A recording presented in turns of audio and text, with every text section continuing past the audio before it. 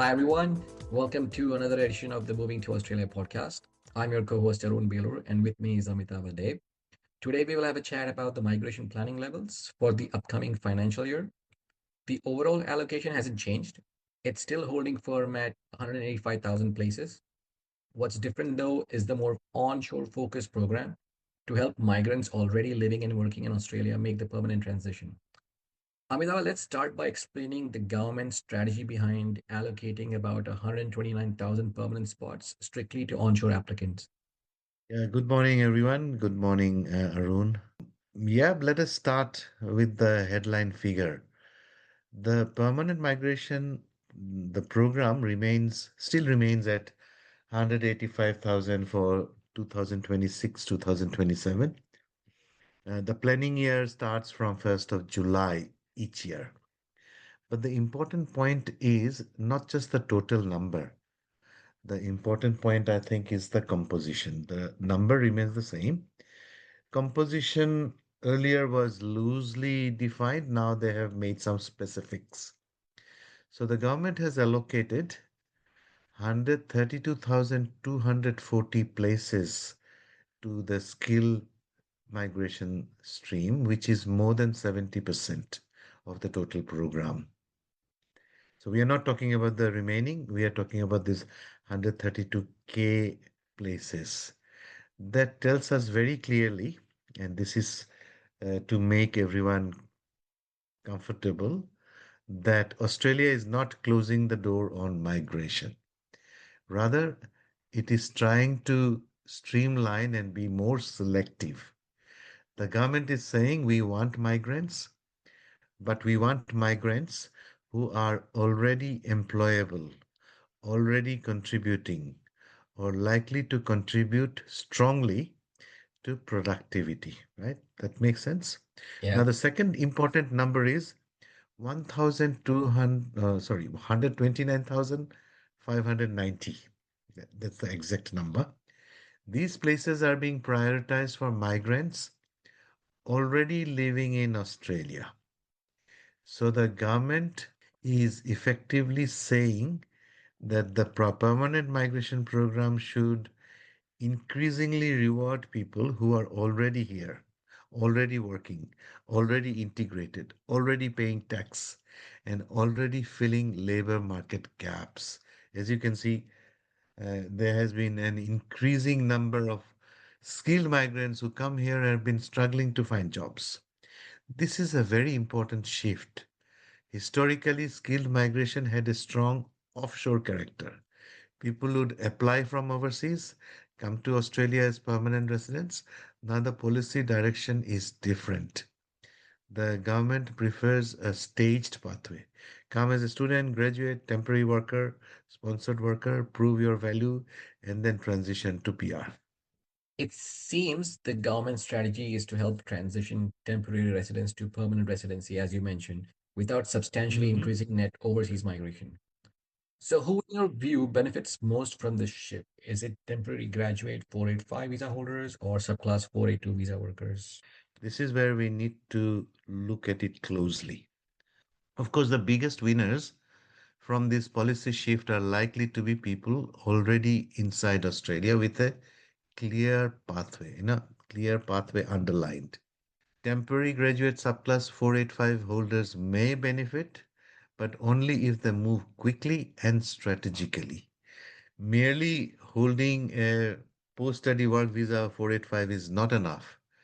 A graduate who is working in their nominated or closely related occupation, building Australian experience, improving English, completing skills assessment, targeting a specific pathway will be in a much stronger position as against, say, someone who is holding 485 and doing Uber delivery. They are not going to be selected. Okay. So Okay. it is very, very important to strategize.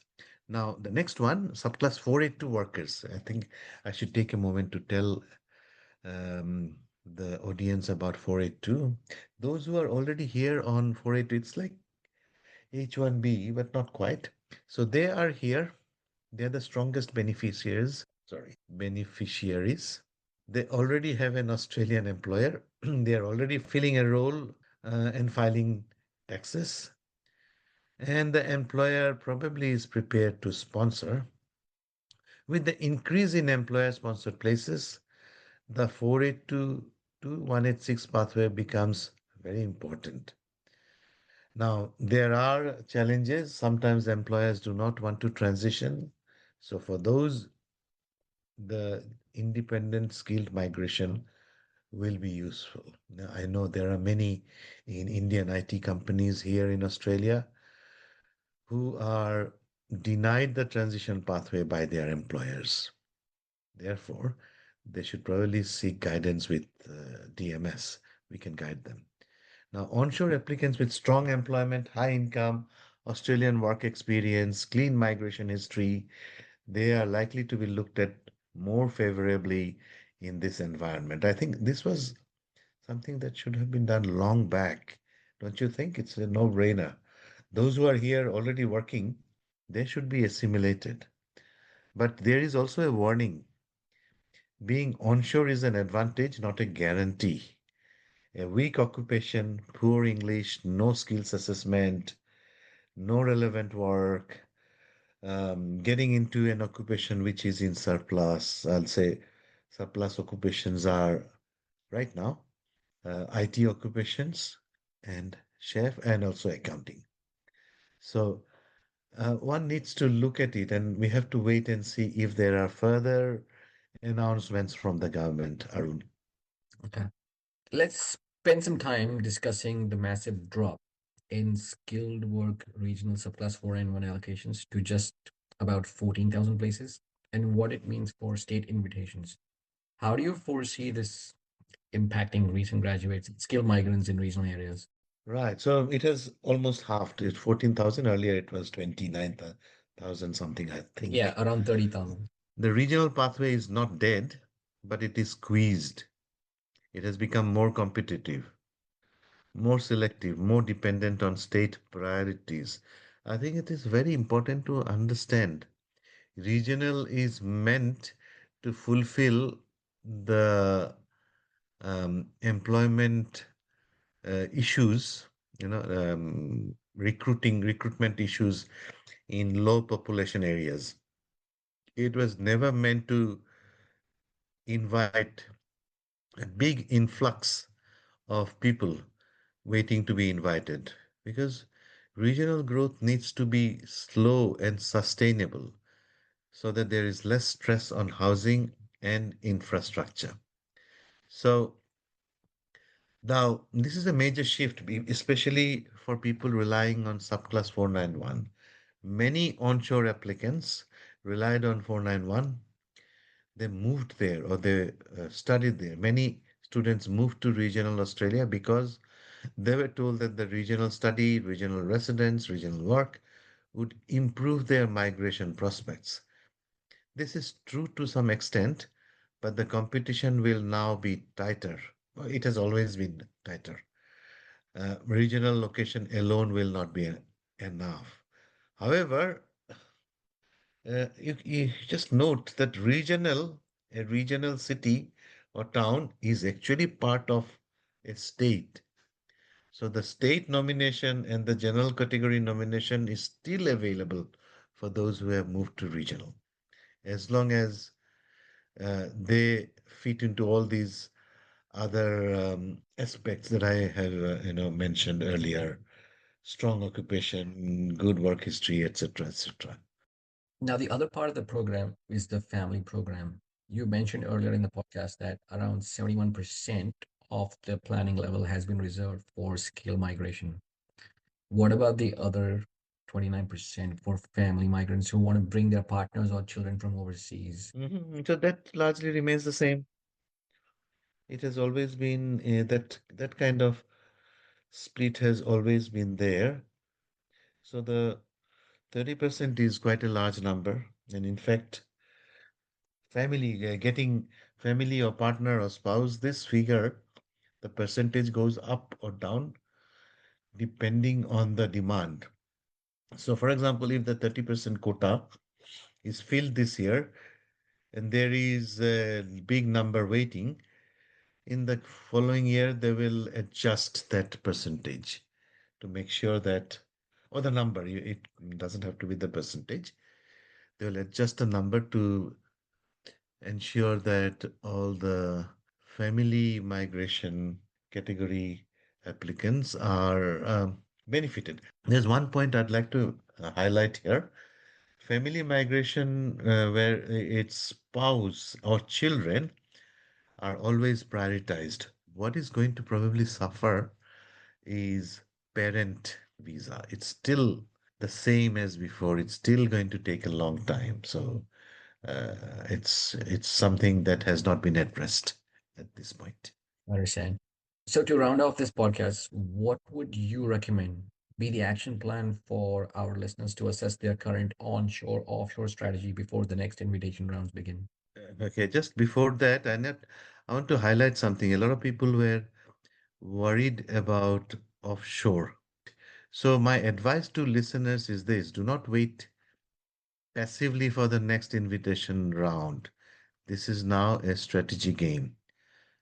Check your visa timeline. How long do you have left on your visa? Your student visa, graduate visa, 482, 407, visitor visa, bridging visa. Time is the first risk factor because if you can't be onshore, you will not be prioritized. Second, check your occupation. Is it still viable for 189, 190, 491, 186, or 482? Some occupations look good on paper, but receive very few invitations. I'll give an example: marketing specialist, very few invitations. Others may work better through employer sponsorship than points testing. So find an employer. Look out for scams. Many employment are really scams. So check that before you jump into employer sponsorship. Third, get your skills assessment ready early. A lot of my clients come to me and it's already too late. Skills assessment takes time. So get your skills assessment early. If even if it is not based on your Australian qualifications, it could be based on your overseas qualifications and experience.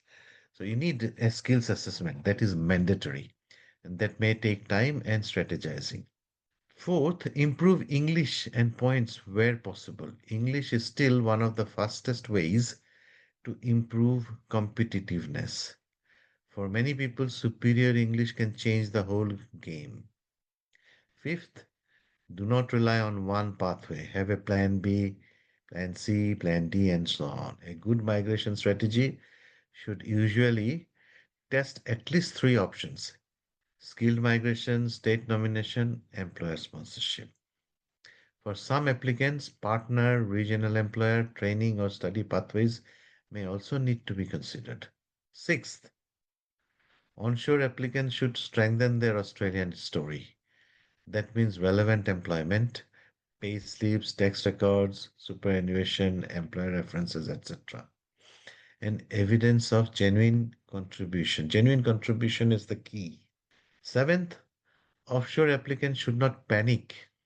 Okay, now slightly, I want to talk about the offshore applicants. They must be realistic. Offshore places are still available, but the budget language suggests they will mainly be directed towards highly skilled migrants who meet long-term national skill needs. So even if there is surplus IT occupations, candidates with IT occupations right now, long term that is still going to be a priority. So IT occupations definitely is a good occupation. Is Uh, highly skilled defined by the government? What do they exactly mean by that? Highly long term employability. So this is something that is part of the Australian employment body. What is it called? The labor market study. So highly skilled means occupations that the demand will never really drop. It may adapt, like doctors. You have traditional doctors and then specialized doctors. With IT, the specialized Streams like AI analytics will continue. Yes, there is a surplus, but then right now, what will happen is people who have studied analytics and IT may not be working, so then they are not employable. And that's where those who are offshore will definitely win because those who are offshore have several years of experience and can demonstrate that they have been contributing. They are going to be the winners. So the question for every applicant is not simply am I eligible? The real question is am I competitive under the new policy direction? There's another stream, special eligibility. And do you know about that, Arun? Special No. eligibility, there are about 300 places. It has always been there. And this is for those who are former citizens or former residents. Those who were citizens, they gave up. Now it will be easier for them to switch back and apply for citizenship. Okay. Well, thank you for your insights today, Amitava. I also want to mention to our listeners that you did touch upon the point system. There are some Mhm. changes coming to the point system next year, and we will be discussing that in the coming weeks. So stay tuned. Thank you for tuning in, everyone, and we'll see you soon. Thank you, Arun.